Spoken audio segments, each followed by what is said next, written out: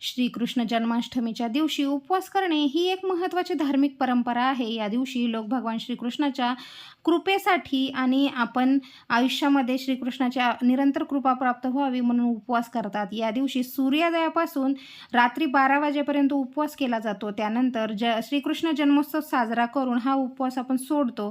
तर या दिवशी आपण गोपाळकाला केला जातो. लोणी, खीर, सुंठ, साखर याचा प्रसाद वाटला जातो. या दिवशी आपण उपवासात अवश्य फळं आणि श्रीकृष्णांना आवडीचे पदार्थ म्हणजे दही, तूप, लोणी अशा गोष्टी आपण घेऊ शकतो आणि सात्विक पदार्थाचे सेवन आपण करायचे आहे.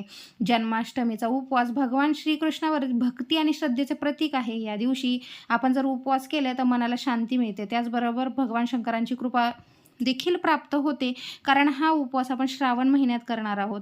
तर त्यामुळे आपण यावर्षी हा उपवास अवश्य करावा. त्यामुळे आपल्या सर्व इच्छा पूर्ण होतील आणि श्रीकृष्णाची विशेष कृपा आपल्याला प्राप्त होईल.